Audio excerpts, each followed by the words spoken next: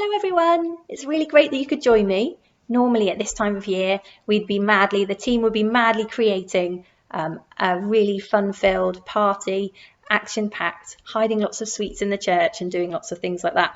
But this year, I'm sat in front of a screen, looking at myself, talking to you, and I thought it would be really good to get together and think about what it is that God might be wanting to tell us as we think about the light party this year.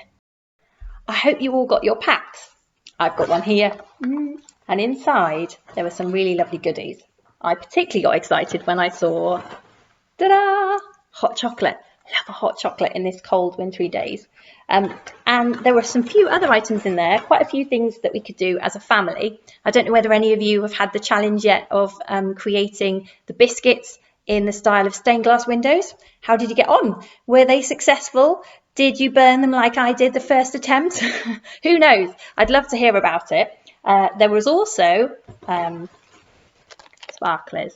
So maybe later when you've watched this and it's getting dark, you can go out and light your sparklers and have a bit of a write something in the air. But there was also in your pack a mask template, and that's what we're going to be talking about today in our talk. We're going to be talking about masks, and I just wanted to talk to you a little bit about myself and my experience with masks. When I was a little girl, I would go to the zoo, and the cheapest thing to buy from the shop was a mask, a plastic mask, and I used to get really excited about putting on one of these masks and galumphing around pretending to be an elephant or a tiger, and I used to like wearing masks. But at this time of year, when other people are celebrating Halloween, masks can be quite scary. I don't know about you, but I'm not a fan of scary masks because it disguises what people look like. So I had a little think. I've got some masks with me right now, and I'm just going to put them on, and you can see whether you like them, because we're all having to wear masks at the moment due to COVID. So I've experimented with lots of different ones, but I'll show you some of the masks I've got. Here's my favourite mask. There you go. My friend made this one for me. It's my favourite. I'm going to put it on, like so. Can you see? There we go. I love it because you can't really be grumpy putting a mask on that's got Mr. Happy on, can you? So we're going to play a quick game. Here's the challenge. I was thinking about how when we put a mask on, we disguise our face and we can hide what we're doing and who we are. So I wonder, can you tell? Let's try something. If I was to stick out my tongue, whether you'd know if I was doing it. So I'm going to count to 3, like this. And when I get to 3, I'm going to either stick out my tongue or I'm not. And you have to decide whether I'm sticking out my tongue or not. Okay, are you ready? Let's try it. 1, 2, 3. What do you think? Was I sticking out my tongue? Yes, I was that time. Okay, are you ready? We'll do it again. This time I'm just going to use my fingers.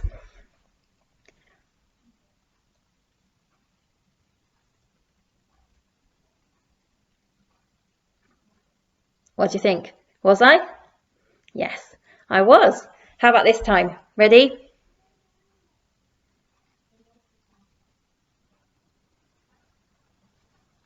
What do you think? Was I? No, not that time. One more go.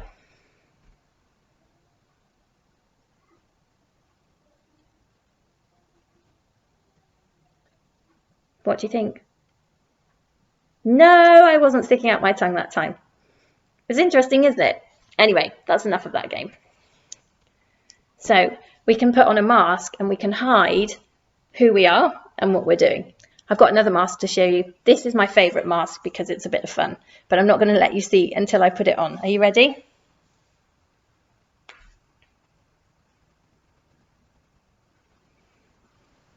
What do you think? Do you like my mask? What do you think of my beard? Do you think it suits me? Yeah? I'm trying to make my lips go up and down. Look, it almost makes me look like I'm talking. It's quite scary, this mask is. A bit like some of the Halloween masks that we've been maybe seeing in the shops, or I find them really scary because people are hidden underneath. We don't really know what people look like or how they are or who they are because they're disguised underneath a mask, a bit like I was then. So let's think about what God might want to say about wearing a mask. Do you know, even before COVID, some of us may have put on a mask, not a physical mask like this, but an invisible mask, a mask that would allow us to be someone that we're not.